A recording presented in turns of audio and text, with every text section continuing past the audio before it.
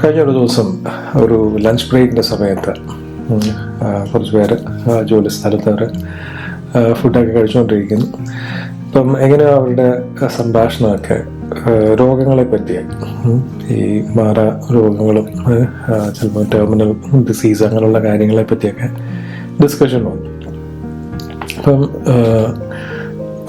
കുഞ്ഞുങ്ങൾക്ക് വരുന്നതും വലിയവർക്ക് വരുന്നതും പിന്നെ അത് മരണത്തിലേക്ക് പോകുന്ന രീതിയിലുള്ള അങ്ങനെയുള്ള രോഗങ്ങളെ പറ്റിയൊക്കെ അവർ സംസാരിക്കുന്നു. അപ്പം അതിൽ ഒരാൾ ഇതെല്ലാം കേട്ടുകൊണ്ടിരിക്കുന്നു. അപ്പം അദ്ദേഹം പറഞ്ഞു, നിങ്ങൾ രോഗങ്ങളെ പറ്റിയൊക്കെ പറഞ്ഞു, പക്ഷെ ഇങ്ങനൊരു ഓപ്ഷനും കൂടെ ഉണ്ട് എന്നുള്ള രീതിയിൽ ബിബ്ലിക്കൽ ഹീലിങ്ങിനെ പറ്റി പറഞ്ഞു. വളരെ കുറേ പേരുടെ സാക്ഷ്യങ്ങളും കാര്യങ്ങളും എല്ലാം പറഞ്ഞു. ഇതെല്ലാം അവർ കേട്ടു ഒരു ഇച്ചിരി പുച്ഛത്തോടെ, ഇച്ചിരി അവർ പുറമെ എക്സ്പ്രസ് ചെയ്യുന്നില്ല, പക്ഷെ എന്നാൽ പോലും അവരത് ഉൾക്കൊണ്ടില്ല. അവരത് തള്ളിക്കളയുന്ന രീതിയിൽ ആ ഡിസ്കഷൻ അവിടെ അവസാനിച്ചു. പക്ഷെ കുറച്ച് ദിവസങ്ങൾ കഴിഞ്ഞപ്പോഴത്തേക്ക് അതിലൊരാളുടെ വളരെ അടുപ്പമുള്ളൊരു ബന്ധു, അദ്ദേഹത്തിന് ക്യാൻസറായി. ഇപ്പം ഞാൻ പറഞ്ഞു വന്നെന്ന് പറഞ്ഞാൽ ആ സിറ്റുവേഷനിലാണ്, പ്രത്യേകിച്ച് ഡോക്ടർമാർ പോലും കൈവിടുന്നൊരു സിറ്റുവേഷൻ വല്ലതും ആണെങ്കിൽ ആ ടൈമിലായിരിക്കും ഒരു പക്ഷെ ഇങ്ങനൊരു കാര്യം അറിഞ്ഞായിരുന്നെങ്കിൽ എത്ര നല്ലതായിരുന്നു എന്ന് പലർക്കും അന്നേരമായിരിക്കും ഒരു വെളിവുണ്ടാകും. ചില സമയത്ത് അത് ഒത്തിരി താമസിച്ചു പോകും. കാര്യം നമ്മൾ എത്രയോ പേരുടെ സാക്ഷ്യവും കാര്യങ്ങളും എല്ലാം നമ്മൾ കേട്ട് കാണും, എത്രയോ പേരുടെ അനുഭവങ്ങൾ കേട്ട് കാണും. പക്ഷെ അതെല്ലാം തന്നെ ലോകപ്രകാരം നമ്മളതങ്ങ് തള്ളിക്കളയും. അതിന് ബൈബിളിൽ പറയുന്നത് പറഞ്ഞാൽ നമ്മുടെ ഹൃദയം കഠിനപ്പെടുത്തിക്കൊണ്ടിരിക്കുക എന്നുള്ളത്. അപ്പോൾ ഒത്തിരിയേറെ നമ്മൾ ഹൃദയം കഠിനപ്പെടുത്തി കഴിഞ്ഞാൽ പിന്നീട് നമുക്ക് രോഗസൗഖ്യം വേണ്ടൊരു അവസ്ഥ വരുമ്പോഴത്തേക്ക്, അല്ലെങ്കിൽ വേറെ എന്ത് ആൻസർ ആയിക്കോട്ടെ, ദൈവത്താൽ അസാധ്യമായിട്ട് ഒന്നുമില്ല എന്ന് ഓർക്കണം. എന്ത് സിറ്റുവേഷൻ ആണെങ്കിലും ദൈവം അല്ല അവിടെ തടസ്സം എന്നുള്ളത്. പലപ്പോഴും നമ്മുടെ അറിവില്ലായ്മ കാരണം നാശങ്ങൾ ഉണ്ടാകാറുണ്ട്. നമ്മുടെ വിശ്വാസത്തെപ്പറ്റി തെറ്റായിട്ടുള്ള വിശ്വാസവും തെറ്റായിട്ടുള്ള പഠിപ്പീര് കാരണം നമുക്ക് ദൈവം കൃപയായിട്ട് പല കാര്യങ്ങൾ തന്നിട്ടുണ്ടെങ്കിലും അതൊന്നും തന്നെ അനുഭവിക്കാതെ നമ്മൾ തെറ്റായിട്ടുള്ള വിശ്വാസങ്ങളിലൊക്കെ പോയിട്ട് അതൊക്കെ നഷ്ടപ്പെടുത്തി കളയാറുണ്ട്. ചില സമയത്ത് ഇങ്ങനെ ഇത്രയും വേഴ്സാകുന്ന സിറ്റുവേഷൻ വരുമ്പോഴത്തേക്ക് ഒരു പക്ഷേ അവിടെ ഒരു തിരിച്ചു പോക്കുണ്ടാകത്തില്ല. അപ്പം വളരെ ശ്രദ്ധിക്കേണ്ട കാര്യങ്ങൾ, നമ്മുടെ ഹൃദയം കഠിനപ്പെടുത്തി കളയരുത്. ഇങ്ങനെയുള്ള കാര്യങ്ങളൊക്കെ ഉണ്ട്. അത് മിക്ക സഭകളിലും അത് പഠിപ്പിക്കാറില്ല. ഞാൻ തന്നെ ഇതൊക്കെ വർഷങ്ങൾക്ക് മുമ്പ് ഷെയർ ചെയ്യാൻ തുടങ്ങിയതിൻ്റെ റീസൺ അതാണ്.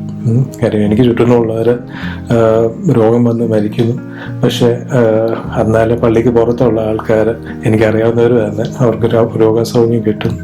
ഞാൻ വളരെയേറെ എന്താ പറയുന്നത്, ഭാരത്തോടു കൂടി തന്നെ ഞാൻ ആൾക്കാർ പറഞ്ഞിട്ടുണ്ടെങ്കിൽ ഇങ്ങനെ ചെയ്യരുത്. നമ്മൾ സൗഖ്യത്തെ പറ്റിയൊക്കെ നമ്മൾ പഠിപ്പിക്കേണ്ടത്. നമ്മൾ വചനം പറയുന്ന അനുസരിച്ച്, വിശ്വാസമാണെന്ന് പറയുന്നാലും വചനത്തിൻ്റെ കേൾവിയാണ്. അത് നമ്മളെ ആരെങ്കിലും പഠിപ്പിക്കണം. അന്നേരമാണ് ഇങ്ങനെയുള്ള കാര്യങ്ങളൊക്കെ നമ്മൾ അറിയുന്നതും റിസീവ് ചെയ്യാനായിട്ട് നമ്മളെ ഒരുക്കുന്നു. അത് കഴിഞ്ഞിട്ട് മറ്റുള്ളവർക്ക് വേണ്ടിയിട്ടാണെങ്കിൽ പോലും, അവർക്കാണെങ്കിൽ പോലും വിടുതൽ കിട്ടുന്ന രീതിയിൽ നമുക്കവരെ പഠിപ്പിക്കാനും ശീലിപ്പിക്കാനും ഒക്കെ പറ്റും.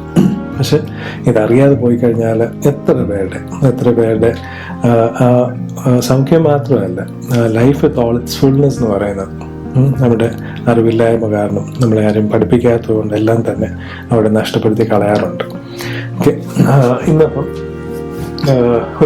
കുറച്ച് എലമെൻറ്റ്സ് ഹീലിങ്ങിനെ പറ്റി തന്നെ ചില കാര്യങ്ങൾ നമ്മൾ വിട്ടുപോകുന്ന ചില കാര്യങ്ങൾ നമുക്ക് യോഹന്നാൻ 5 അതിൽ ഒരു സിറ്റുവേഷനുണ്ട്. ഒരാൾ ഹീൽഡാകുന്നൊരു സിറ്റുവേഷനുണ്ട്. അപ്പോൾ അതിൽ നിന്ന് കുറച്ച് കാര്യങ്ങൾ ഷെയർ ചെയ്യാമെന്ന് വിചാരിക്കും. യോഹന്നാൻ 5 1-ാം വാക്യം. അതിൻ്റെ ശേഷം യഹൂദന്മാരുടെ ഒരു ഉത്സവം ഉണ്ടായിട്ട് യേശു യെരുശലേമിലേക്ക് പോയി. അപ്പം അഗെയിൻ ജെറുസലേം എന്ന് പറയുന്നത് ദൈവത്തിൻ്റെ തിരഞ്ഞെടുക്കപ്പെട്ട ജനം അവർ വേർഷിപ്പ് ചെയ്യേണ്ട സ്ഥലം, ദൈവം കൊടുത്തേക്കുന്ന സ്ഥലമാണ് യെരുശലേം എന്ന് പറയുന്നത്. അപ്പം അവിടെ യഹൂദന്മാരുടെ തന്നെ ഒരു ഫീസ്റ്റ് ഉണ്ട്. അപ്പം ഇതെല്ലാം തന്നെ ദൈവത്തിൻ്റെ ഒരു ഓർഡറിലാണ് അത് ചെയ്യേണ്ടത്. എപ്പോഴും ഫെയ്ത്ത് എന്ന് പറയുന്നതാണെങ്കിൽ പോലും ദൈവത്തിൻ്റെ ലോസ് ഉണ്ട്. ദൈവം അത് ഒരിക്കലും മാറ്റത്തില്ല. നമ്മളാണത് മനസ്സിലാക്കേണ്ടതും നമ്മുടെ ലൈഫിലാണെങ്കിലും ചേഞ്ചസ് ഒക്കെ കൊണ്ടുവരേണ്ടതും മനസ്സിൻ്റെ മാനസാന്തരമാണെങ്കിലും നമ്മുടെ അണ്ടർസ്റ്റാൻഡിങ്ങിലും എല്ലാം തന്നെ ചേഞ്ചസ് കൊണ്ടുവരേണ്ടത് നമ്മളാണ്. അങ്ങനെ വരുമ്പോഴത്തേക്ക് ദൈവം എന്തെല്ലാം നമുക്ക് തന്നിട്ടുണ്ടോ അതെല്ലാം തന്നെ നമുക്ക് കണക്ട് ചെയ്യാൻ പറ്റും. ഓക്കെ, അപ്പോൾ ഇവിടെ അഗെയിൻ യെരൂശലേമിലെ കർത്താവാണെങ്കിൽ പോലും അതിൻ്റെ തൊട്ട് മുമ്പുള്ള ചാപ്റ്ററിലാണെങ്കിൽ പോലും ശമരിയക്കാരി സ്ത്രീയോട് പറയുമ്പോഴത്തേക്ക് പറയുന്ന ക്ലിയറായിട്ട് ട്രൂ വേർഷിപ്പും ഫോൾസ് വേർഷിപ്പും പറയുന്നുണ്ട്. അപ്പം ശമരിയക്കാരെന്ന് പറയുന്നത് ജസ്റ്റ് ആ ലൊക്കേഷൻ ഒന്ന് മാറ്റി എന്നുള്ളതേ ഉള്ളൂ. ബാക്കിയെല്ലാം അവർ അതേപോലെ കോപ്പി ചെയ്യും.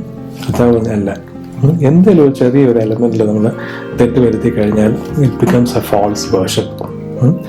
ഫോൾസ് വേർഷിപ്പ് ഉണ്ട്. ഭക്തി എന്നുള്ളതാണേലും ഇഷ്ടംപോലെ ഏറ്റവും റിലീജിയസ് ആയിട്ടുള്ള ആൾക്കാരെയാണ് കപട ഭക്തിക്കാരെ എന്ന് പറയാം. കാര്യം അവരുടെ പുറമേ എല്ലാം അവരുടെ പ്രവൃത്തികളും ആക്ഷൻസും എല്ലാം നല്ലതായിരിക്കും, ഭയങ്കര റിലീജിയസ് ഒക്കെ ആയിരിക്കും. പക്ഷെ ദൈവം നോക്കുന്ന ഹൃദയമാണ്. ആ ഹൃദയത്തിലെ വെടുപ്പ് അവിടെയാണ് ശരിക്കും പറഞ്ഞാൽ ദൈവമായിട്ട് കണക്ട് ചെയ്യാൻ പറ്റും. പിന്നെ അവരോട് തന്നെ പറയുന്നുണ്ട്, ശമരിയക്കാരി സ്ത്രീയോട് തന്നെ പറയുന്നുണ്ട്, ട്രൂ വേർഷിപ്പേഴ്സ്. ഇപ്പോഴത്തെ വേർഷിപ്പ് എന്ന് പറയുന്നത്, ട്രൂ വേർഷിപ്പ് എന്ന് പറയുന്നത് it should be in spirit and in truth. True worshippers must worship God who is A spirit in spirit and in truth. ദൈവം ആത്മാവാകുന്നു, ദൈവത്തെ വേർഷിപ്പ് ചെയ്യുന്നവൻ, സത്യനമസ്കാരികൾ എന്ന് പറയുന്നത് ഇങ്ങനെയുള്ളവരെയാണ് പിതാവ് അന്വേഷിക്കുന്നത്. അപ്പം ഹി സീക്കത്ത് സച്ച് വേർഷിപ്പേഴ്സ് എന്നുള്ള രീതിയിൽ കർത്താവ് യോഹന്നാൻ 4 പറയുന്നു. യെരൂശലേമിൽ ആ ടൈമിൽ കർത്താവ് പറയുന്നുണ്ട് ട്രൂ വേർഷിപ്പ് എന്ന് പറയുന്നത് അതാണ്. അപ്പം അവിടെ ഒരു ഫീസ്റ്റ് ഉണ്ടാകുന്നു. അപ്പോൾ അവിടെ ജീസസും പോകും, യേശു അവിടെ പോകും. യെരൂശലേമിൽ ആട്ടുവാതിൽക്കൽ ബെഥസ്ദ എന്ന എബ്രായ പേരിലുള്ള ഒരു കുളം ഉണ്ടായിരുന്നു. അതിന് 5 മണ്ഡപമുണ്ട്. അവയിൽ വ്യാധിക്കാർ, കുരുടർ, മുടന്തർ, ക്ഷയരോഗികൾ, ഇങ്ങനെ വലിയൊരു കൂട്ടം വെള്ളത്തിന്റെ ഇളക്കം കാറ്റുകൊണ്ട് കിടന്നിരുന്നു. Now there is at Jerusalem by the sheep market a pool which is called in the Hebrew tongue Bethesda, having 5 porches. In these lay a great multitude of impotent folk of blind, കണ്ണ് കാണാൻ വയ്യാത്തവർ, halt വിത്ത് മുടന്തർ, ക്ഷയരോഗികൾ, waiting for the moving of the water. അതാത് സമയത്ത് ഒരു ദൂതൻ കുളത്തിലിറങ്ങി വെള്ളം കലക്കും.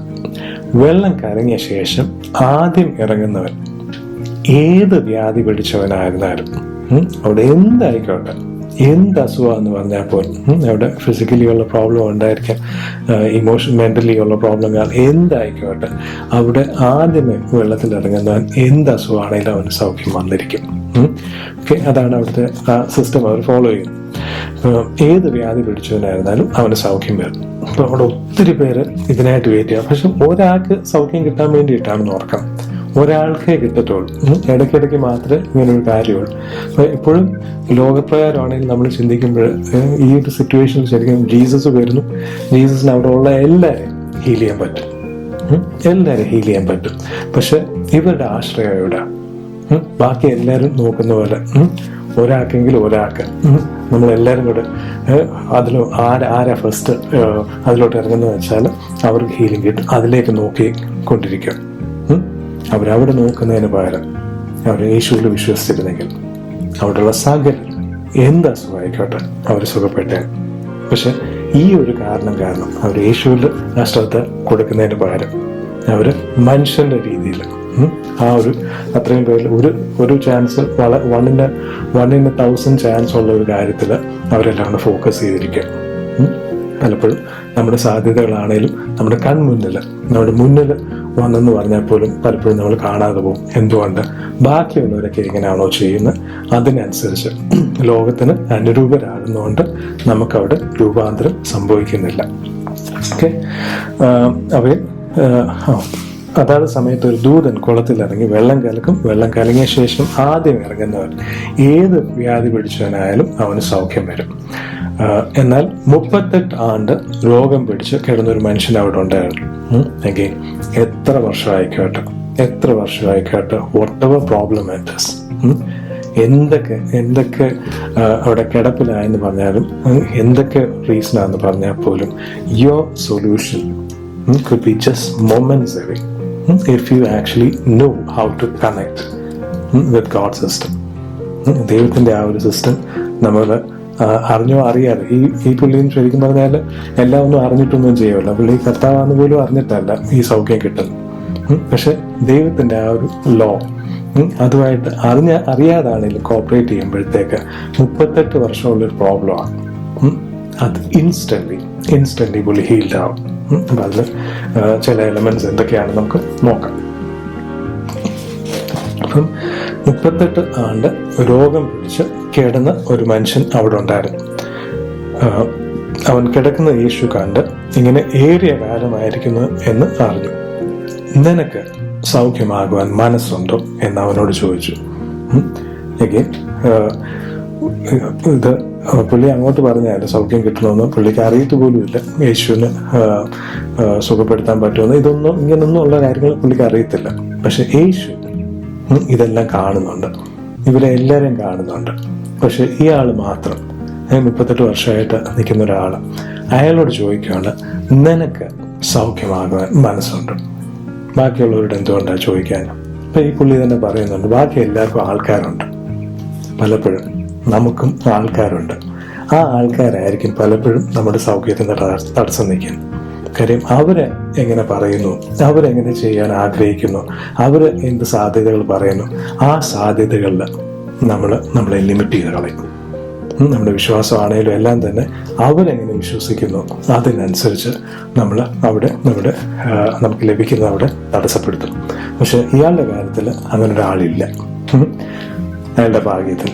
അപ്പം അയാളോട് ചോദിക്കുക, നിനക്ക് സൗഖ്യമാകാൻ മനസ്സുണ്ട്. ഈ 38 വർഷം കിടക്കുന്ന ഒരാളോട് പ്രത്യേകിച്ച് ചോദിക്കേണ്ട കാര്യമില്ല, നിനക്ക് സൗഖ്യമാകാൻ മനസ്സുണ്ടോ എന്നുള്ളത്. പക്ഷെ അവിടെ കർത്താവ് ചോദിക്കുന്നത് will you be made whole എന്നാണ്. പലപ്പോഴും പലരുടെയും പ്രാർത്ഥന എന്ന് പറഞ്ഞാൽ ദൈവഹിതമാണെങ്കിൽ സുഖപ്പെടുത്തണം എന്നുള്ളത് മറ്റുള്ളവർക്ക് വേണ്ടിയാണ്. നമ്മുടെ സ്വന്തം കാര്യമാണെങ്കിൽ ദൈവം എങ്ങനെയും സുഖപ്പെടുത്തണം എന്നായിരിക്കും മിക്കവാറും പ്രാർത്ഥിക്കുന്നത്. ചില ആൾക്കാർ മരിച്ചു കഴിയുമ്പോൾ ചില ലീഡേഴ്സ് തന്നെ അവിടെ പ്രാർത്ഥിക്കുമ്പോൾ ചിലപ്പോൾ പറയും, ദൈവത്തിൻ്റെ ഹിതമായിരുന്നു, ദൈവത്തിൻ്റെ സമയത്തിന് അങ്ങ് എടുത്തു. ഇതൊക്കെ വളരെ തെറ്റായിട്ടുള്ള കാര്യം. അവർ തോറ്റുപോയി. ഒന്നെങ്കിൽ ചിലപ്പോൾ അവരുടെ അറിവില്ലായ്മ ആയിരിക്കാം, അവരുടെ ശാഠ്യമായിരിക്കാം, അവർ തോറ്റുപോയി. അല്ലാതെ ദൈവത്തിൻ്റെ ഹിതമാണ്. ഒരു വിശ്വാസി എന്ന് പറയുന്നത് അവനൊരു അസുഖം വന്നു കഴിഞ്ഞാൽ മൂപ്പന്മാരെ വിളിക്കാൻ അതിൽ കൽപ്പനയായിട്ടാണ് പറഞ്ഞേക്കുന്നത്. യാക്കോബിന്റെ പുസ്തകത്തിൽ 5-ാം അധ്യായത്തിൽ ഒരു കൽപ്പനയായിട്ടാണ് പറഞ്ഞേക്കുന്നത്. ആ കൽപ്പന എത്ര പേര് അനുസരിക്കുന്നുണ്ട്? നിങ്ങൾ ആരെങ്കിലും രോഗികളായിട്ടുണ്ടെങ്കിൽ അവരെ സഭയിലെ മൂപ്പന്മാരെ വിളിക്കാനാണ് പറയാൻ. അതൊരു കൽപ്പനയാണ്. എത്ര പേര് ആ കൽപ്പന അനുസരിക്കുന്നുണ്ട്? ഇനി അവിടെ പറയുന്ന അവർ സൗഖ്യം വന്നിരിക്കും എന്നുള്ള രീതിയിൽ തന്നെ പറഞ്ഞേക്കണം. അവിടെ സൗഖ്യം വന്നില്ലെങ്കിൽ അതൊരു കാരണവശാലോ അത് ദൈവം ആഗ്രഹിക്കാനിട്ടില്ല. ദൈവം അതിനുള്ള വഴി തന്നിട്ടുണ്ട്. കർത്താവിൻ്റെ അടിപ്പിണരാൽ നമുക്ക് സൗഖ്യം വന്നതാകുന്നു. ഇംഗ്ലീഷിലായാലും by his stripes you were healed. ഞാനത് ഒട്ട് നോക്കിയപ്പോഴത്തേക്ക് ഗ്രീക്കിൽ സിംഗുലറായിട്ട് തന്നെ പറഞ്ഞേക്കും. കർത്താവ് ഇഷ്ടം പോലെ അടി കൊണ്ടതാണ്. റോമറുടെ കയ്യിൽ നിന്ന് ഇഷ്ടം പോലെ അടി കൊണ്ടതാണ് പടയാളികളുടെ കയ്യിൽ.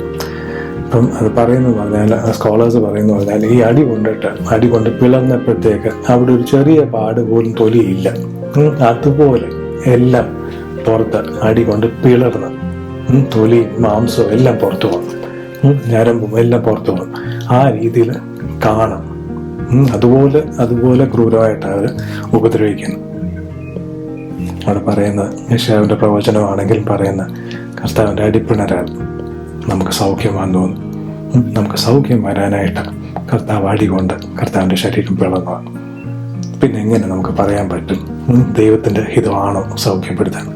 വളരെ തെറ്റായിട്ടുള്ള ധാരണയാണ്, തെറ്റായിട്ടുള്ള അറിവാണ് അത്. കർത്താവ് ഇത്രയും വലിയൊരു ഗിഫ്റ്റായിട്ട് തരുമ്പോഴത്തേക്ക്, ഇത്രയും വലിയ കോസ്റ്റ്ലി ആയിട്ട് കർത്താവിൻ്റെ ശരീരം തന്നെ മുറിച്ച് അങ്ങനെ തന്നപ്പോഴത്തേക്ക് നമ്മളത് വേണ്ടെന്ന് പറയുന്നത് അത് ദൈവം നിന്ന് തന്നെയാണ്. അത് എപ്പോഴും ദൈവഹിതം തന്നെയാണ്. പക്ഷെ തിരിച്ച് ദൈവം ചോദിക്കുവാണ്, നിനക്ക് സൗഖ്യം വരാൻ മനസ്സുണ്ടോ? അവിടെയാണ് പലപ്പോഴും തെറ്റുന്നത്. നമുക്ക് മനസ്സുണ്ടോ? ഇത്രയും വർഷങ്ങളായി, അല്ലെങ്കിൽ ഇനിയും എനിക്ക് വേറെ ഓപ്ഷൻസ് ഇല്ല, അല്ലെങ്കിൽ മെഡിക്കൽ സിസ്റ്റത്തിൽ ഇങ്ങനെ ഓപ്ഷൻസ് ഇല്ല, ഇങ്ങനെയൊക്കെ ചിന്തിക്കുവാണെങ്കിൽ അതെല്ലാം തന്നെ നമ്മൾ സൗഖ്യം കിട്ടുന്നതിന് തടസ്സം നിൽക്കും. നമുക്ക് ഹിതമുണ്ട്. നമ്മൾ വിശ്വസിക്കുന്നുണ്ടോ? നമ്മൾ സൗഖ്യപ്പെട്ടതായിട്ട് ദൈവത്തിൻ്റെ വചനം അങ്ങനെയാണ് പറയുന്നതെങ്കിൽ അത് തന്നെയാണ് നമ്മൾ എക്സ്പെക്ട് ചെയ്യുന്നത്. നമുക്ക് ആ എക്സ്പെക്റ്റേഷൻ ഉണ്ട്. അപ്പോൾ അവിടെ കർത്താവ് ചോദിക്കുക, നിനക്ക് സൗഖ്യമാകാൻ മനസ്സുണ്ടോ? അപ്പോൾ അദ്ദേഹം പറയുന്നത് പറഞ്ഞാൽ ആ പറയുന്ന കോണ്ടെക്സ്റ്റ് എന്ന് പറഞ്ഞാൽ എനിക്ക് സൗഖ്യമാകാൻ മനസ്സാണ്, ഇത്രയും വർഷമായിട്ടും ഞാനത് വിട്ടിട്ടില്ല, പക്ഷെ എന്നെ സഹായിക്കാൻ ആരുമില്ല. ആ വെള്ളം കലങ്ങുമ്പോഴത്തേക്ക് ആരെങ്കിലും എന്നെക്കാളും മുന്നേ അതിൽ ഇറങ്ങിയിരിക്കും. എനിക്ക് തന്നെ അവിടെ പോകാൻ പറ്റുന്നില്ല, എന്നെ സഹായിക്കാൻ ആരുമില്ല. അപ്പം എനിക്ക് മനസ്സുണ്ട്. അപ്പം അത്രയും വർഷമായിട്ടും പുള്ളിക്ക് സുഖമാകുമെന്നുള്ളത്, എല്ലാ വ്യാധിയും സുഖമാകുമെന്ന് പറഞ്ഞപ്പോഴത്തേക്ക് പുള്ളി അത് തന്നെ കാണും, അത് തന്നെ കണ്ടിട്ടാണ് അവിടെ വരുന്നത്. പക്ഷെ പുള്ളിയെ സഹായിക്കാൻ ആരുമില്ല. സുഖമാകാൻ മനസ്സുണ്ട്. ഞാൻ സുഖമായിട്ട് ദൈവം എന്നെ എന്തിനാണ് ക്രിയേറ്റ് ചെയ്തേക്കുന്നത് അതിനായിട്ട് പ്രൊട്ടക്റ്റീവായിട്ട് ജീവിക്കാനായിട്ട് എനിക്ക് ആഗ്രഹമുണ്ട്. ആ ഒരു ആഗ്രഹം നമുക്കുണ്ടാകും. നമ്മൾ ദൈവത്തിനായിട്ട് ജീവിക്കാനായിട്ട്. നമ്മളെ ദൈവം ക്രിയേറ്റ് ചെയ്തെങ്കിൽ അവിടെ സുഖമില്ലാതെ കിടക്കുക എന്നുള്ളതല്ല, സൗഖ്യമായിട്ട് ദൈവത്തിനായിട്ട് ജീവിക്കാനായിട്ട് നമുക്കൊരാഗ്രഹം ഉണ്ടാകും. ഇനി സൗഖ്യമാകാൻ മനസ്സുണ്ട് എന്ന് അവനോട് ചോദിച്ചു. യേശു അവനോട് യജമാനെ അഗെയിൻ പിന്നീട് വായിക്കുമ്പോൾ നമുക്ക് മനസ്സിലാവും ഇങ്ങേർക്ക് യേശു ആരാണെന്ന് പോലും അറിയത്തില്ല. പക്ഷെ എന്നിട്ടും കർത്താവിനെ അഡ്രസ് ചെയ്യുന്നു. അഗെയിൻ കർത്താവിനാണ് കുറിയോസ് എന്നുള്ള വാക്ക് അവിടെ ഉപയോഗിക്കുന്നത്. ഒരു സ്ട്രേഞ്ചറായിട്ടുള്ള ഒരാൾ വന്ന് ചോദിക്കുന്നു, നിനക്ക് സൗഖ്യമാകാൻ മനസ്സുണ്ടോ ചോദിക്കുമ്പോഴത്തേക്ക് അദ്ദേഹം യേശുവിനെ അഡ്രസ് ചെയ്യുന്നതെന്ന് പറഞ്ഞാൽ കർത്താവേയാണ്, യജമാനെ. ആ വാക്ക് എന്ന് പറഞ്ഞാൽ കുറിയോസ് എന്നുള്ള വാക്ക്. ഒരു യഹൂദൻ ഒരാളെ കൂരിയോസ് എന്ന് വിളിക്കുമ്പോൾ, കർത്താവെ എന്ന് വിളിക്കുമ്പോഴത്തേക്ക് ഏകദേശം ദൈവം അയക്കുന്ന ഒരാൾ അല്ലെങ്കിൽ അതുപോലെ റാങ്ക് ഉള്ള ഒരാളെ ആ രീതിയിൽ അത്രയും ബഹുമാനത്തോടെ അഡ്രസ്സ് ചെയ്യുന്നൊരു കാര്യം ഇന്നൊന്ന് ആലോചിച്ച് നോക്കിയേ. ഇവിടെ ദൈവപുത്രനാണ്. ദൈവം അയക്കുന്ന ആൾക്കാരെ പലപ്പോഴും അവരെ വന്ദിക്കാറുമില്ല, വളരെയേറെ നിന്ദിക്കാറുമുണ്ട്. ഇവിടെ അറിയത്ത് പോലുമില്ല, യേശുവാണ്, കർത്താവാണ്, ക്രിസ്തുവാണ്, ഇതൊന്നും അറിയത്തില്ല. എന്നിട്ട് പോലും ഇത് ഒരു ദൈവപുരുഷനാണെന്നുള്ള ഒരു തിരിച്ചറിവുണ്ടായിട്ട് അത്രയും വർഷങ്ങളായിട്ട് അങ്ങനെ കിടപ്പായിട്ട് പോലും ആ ഒരു തിരിച്ചറിവുണ്ടായിട്ട് പുള്ളി അഡ്രസ്സ് ചെയ്യുന്ന പറഞ്ഞാൽ കർത്താവെ എന്ന് അഡ്രസ്സ് ചെയ്യുന്നു, അങ്ങേയറ്റം ബഹുമാനത്തോടു കൂടി. പിന്നെ കർത്താവെ എന്ന് വാഗൊണ്ട് പറയുന്നതല്ല. പല വിശ്വാസികളും കർത്താവെ എന്നൊക്കെ പറയും. കർത്താവ് എന്ന് പറയുന്നൊരു കാര്യമുണ്ട്, എന്നെ കർത്താവെ എന്ന് വിളിക്കുകയും എൻ്റെ കൽപ്പനകൾ പ്രമാണിക്കാതിരിക്കുകയും ചെയ്യുന്നത് എന്തുകൊണ്ട്? ഒരു അന്നത്തെ ആ ഒരു സിറ്റുവേഷനിൽ റോമൻ അല്ലെങ്കിൽ വിജാതീയരൊക്കെയും തന്നെ എംപററിനെ റോമ ചക്രവർത്തിയൊക്കെ വിളിക്കുന്ന ടൈറ്റിലാണ് ലോർഡ് എന്നുള്ളത്. അപ്പോൾ ഇവിടെ ദൈവരാജ്യത്തിൽ രാജാവായിട്ടുള്ള കർത്താവിനെ അഡ്രസ്സ് ചെയ്യുമ്പോഴത്തേക്ക് ദൈവരാജ്യത്തിലുള്ള രാജാവാണ്. ആ കർത്താവിനെ അഡ്രസ്സ് ചെയ്യുമ്പോൾ ആ രാജാവിൻ്റെ കൽപ്പനകൾ പ്രമാണിക്കേണ്ടതല്ലേ? ആ കൽപ്പനകൾ എന്തുവാണെന്നുള്ളത് അറിയേണ്ടതല്ലേ? ഇപ്പം വെറുതെ കർത്താവെ എന്ന് പറയുന്നതല്ല, ആ കൽപ്പനകൾ പ്രമാണിക്കാനായിട്ട്, അനുസരിക്കാനായിട്ട്, അത് നമ്മുടെ ജീവിതത്തിൽ മാറ്റങ്ങൾ കൊണ്ടുവരാനായിട്ട്, പൂർണ്ണമായിട്ടും വിധേയപ്പെടുവാനായിട്ട്. ഏത് രാജ്യത്തിലാണെങ്കിലും ആ രാജ്യത്തിൻ്റെ കൽപ്പനകൾ നമ്മൾ അനുസരിച്ചിരിക്കണം, അവിടുത്തെ നിയമങ്ങളൊക്കെ അനുസരിക്കേണ്ടത്. അങ്ങനെയാണെങ്കിൽ ദൈവരാജ്യത്തിനും രാജാവിൻ്റെ കൽപ്പനകളുണ്ട്.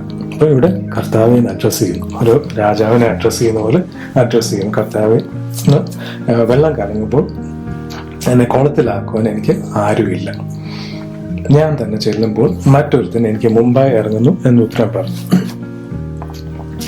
യേശു അവനോട് അഗെയിൻ കർത്താവെ എന്ന് പറയുകയല്ല, കർത്താവ് പറയുന്നത് ഒരു കൽപ്പിക്കുക, എഴുന്നേറ്റ് നിന്റെ കിടക്ക എടുത്ത് നടക്കാം. പുള്ളി ഇത്രയും 38 വർഷമായിട്ട് ചെയ്യാൻ പറ്റാത്തൊരു കാര്യമാണെന്ന് ഓർക്കണം. അയാളോട് ചെയ്യാൻ പറ്റാത്തൊരു കാര്യം ചെയ്യാനായിട്ട് കൽപ്പിക്കുക. അയാൾ അത് അന്നേരം തന്നെ അനുസരിക്കുക. വെറുതെ കർത്താവെ എന്ന് പറയുമല്ല, അന്നേരം തന്നെ അയാൾ അനുസരിക്കുക.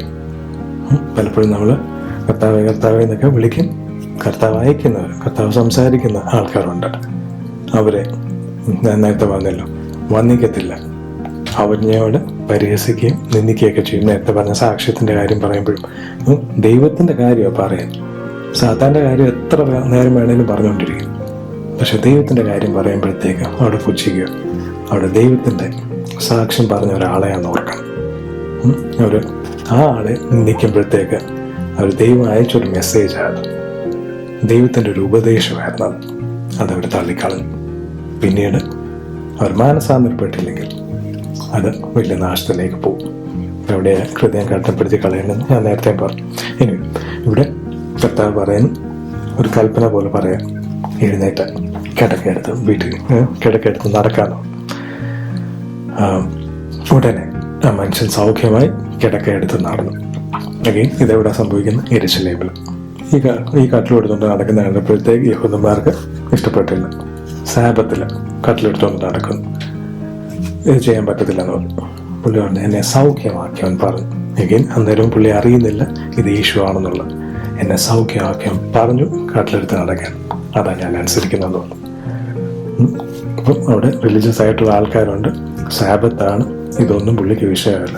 ദൈവം ഒരാളെ അയച്ചിട്ട് എന്നോട് കാര്യം ചെയ്യാൻ പറഞ്ഞു, ഞാൻ അതനുസരിക്കുക, അതും സൗഖ്യമായിട്ട്. ഇവർക്ക് ആർക്കും 38 വർഷം ഞാൻ ഇവിടെ ഉണ്ടായിരുന്നു. എത്ര സാബത്ത് അല്ലാത്ത ദിവസങ്ങളുണ്ട്?